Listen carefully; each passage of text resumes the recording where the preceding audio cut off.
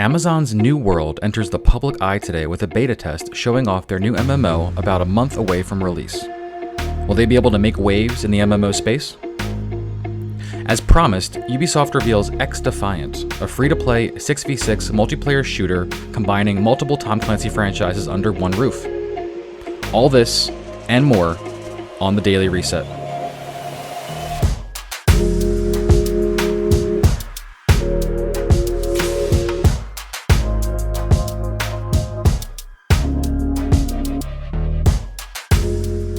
Good morning, gamers, and welcome to the Daily Reset, brought to you by the Emergent Gamer. Subscribe and tune in every morning to get all the biggest news stories as you start your day. We're on all major podcast platforms, and we also upload our shows to our YouTube channel if you like to listen there. I'm Trip Zero, and this is your news for July 20th, 2021.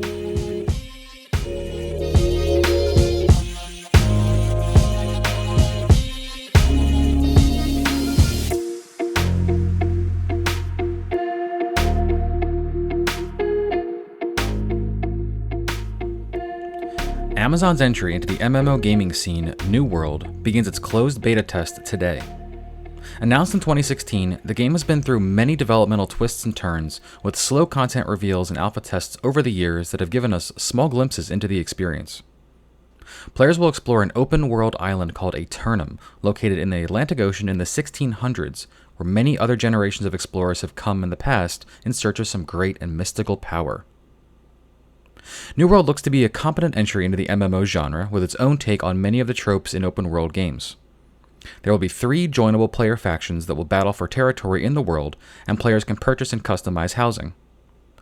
Encountering other players could be potentially dangerous, as the game does include PvP in its world outside of some large cities.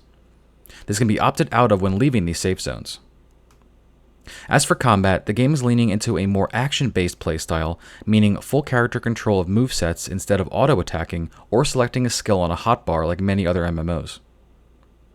The game does promise to have a rich story and engaging endgame content, some of which has been shown to publications such as IGN.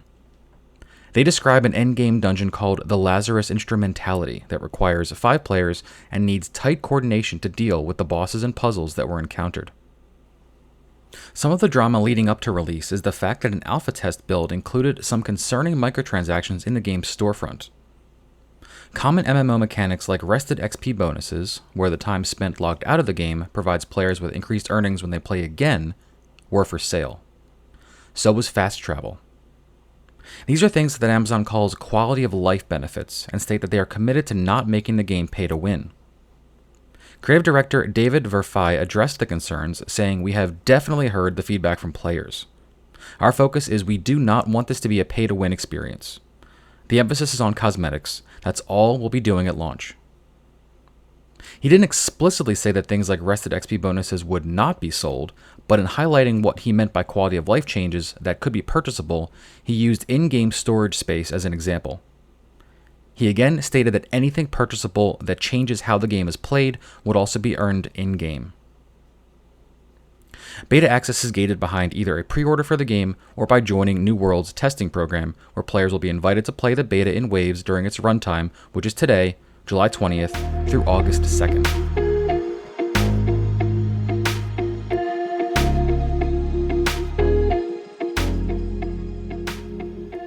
Yesterday, Ubisoft revealed XDefiant, a new 6v6 free-to-play multiplayer shooter that combines enemy factions from multiple Tom Clancy properties into one experience. This did end up being the rumored Battlecat project that leaked in June, as speculation ramped up after Ubisoft teased footage of an unannounced game a few days ago. XDefiant combines realistic gunplay with personalized classes, according to Ubisoft. Every gun will be playable by every class, and the class choice of player will determine their collection of abilities to use in combat. Each faction will have their own unique abilities and ultimate moves that teams can use to gain a tactical advantage. The Echelon faction, from Splinter Cell, uses support abilities like stealth camo. The Cleaner faction, from The Division, uses assault-based skills like flamethrowers and rockets. Another Division faction, the Outcasts, are healers. And finally, the Wolves from Ghost Recon Breakpoint are a defensive class with energy shields. This makes the game comparable to some of the most popular current ability-based shooters like Apex Legends and Overwatch. The game even includes a sliding mechanic very similar to Apex's specifically. Ubisoft says this will be a live service game with new factions coming to the game in the future to expand players' combat choices.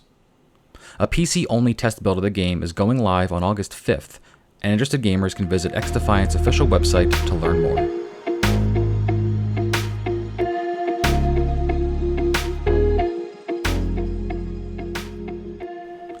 A new job listing for Project 007, a new James Bond game from the makers of the Hitman series IO Interactive, is looking for an AI programmer with experience working with third-person games. This gives us another tiny glimpse into what this project will look like, though much is still unknown about gameplay specifics. The post also elaborates on what to expect from the game itself. Project 007 will feature a completely original Bond story, and the character design of Bond is not being based on any of the actors who portrayed the character in the past. The player will also be able to experience the beginnings of Bond's career as he earns his 00 agent status. And a previous job posting from February was searching for a writer for character-driven scenes with substantial dialogue. We'll keep you up to speed as more is revealed about the project going forward.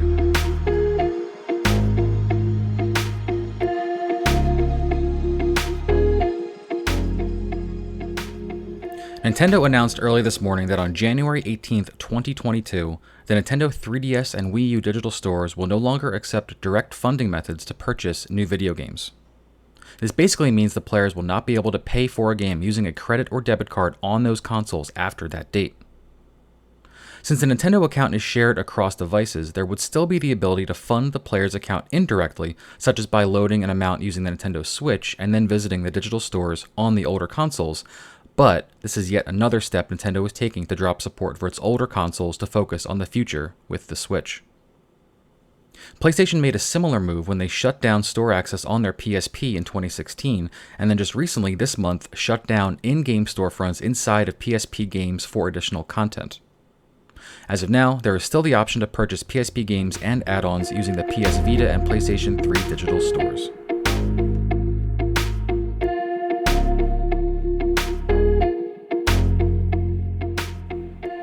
That's going to be it for Tuesday, July 20th, 2021.